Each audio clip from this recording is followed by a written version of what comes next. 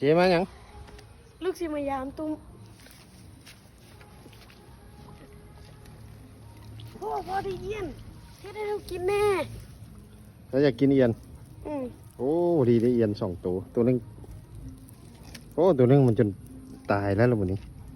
อ้าวสงสัยมันอยู่ดนมันแดดฮ้อนเด้อีกแดดอ้าวใส่ปลาไว้แต่เมื่อคืนนี้พุ่นไว้บ่ได้มายาม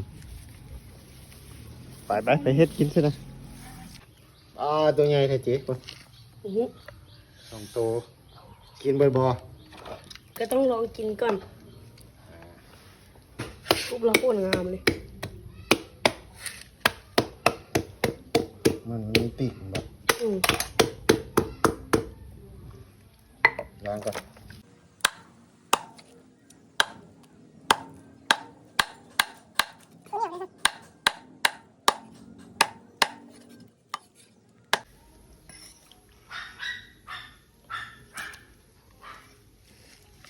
ติดหัวขนาด2 ตัวเรียบร้อยพร้อมไปจัดการเลยไปผัดเลยมากินผักกัน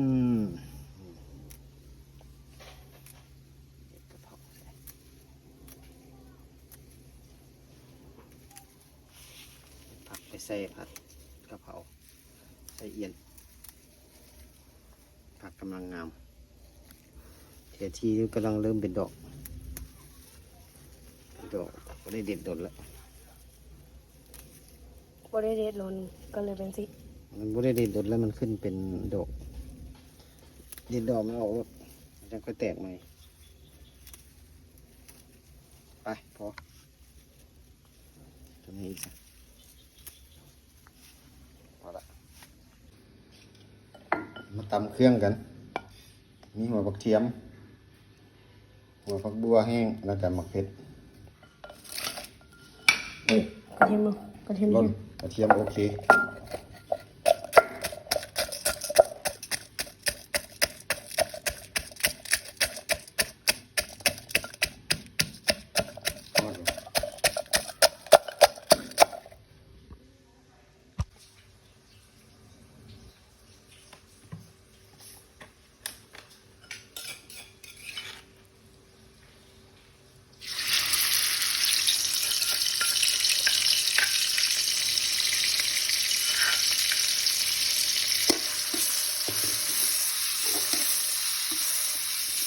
ก็ยินเราล่อใช้หลัง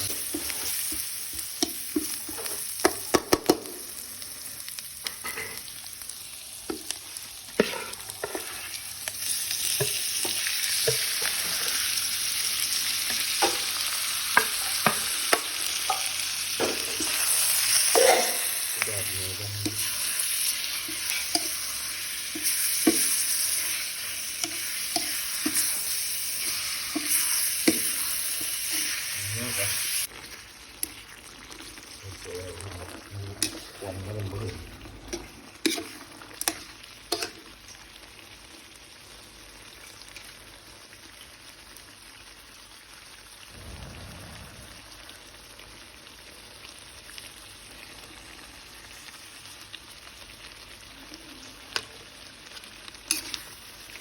สด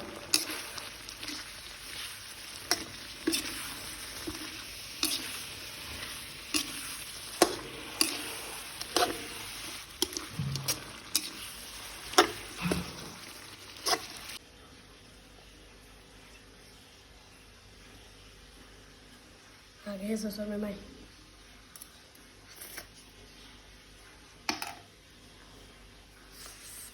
ครับ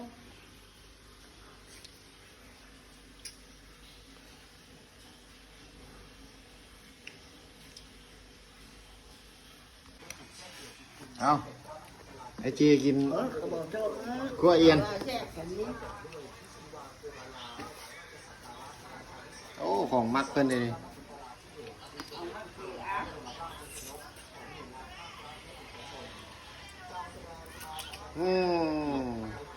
ไม่เอาไอ้ปิ้งงูอ่ะไว้ไว้เนาะไว้กินได้ดิมึงแซ่บบ่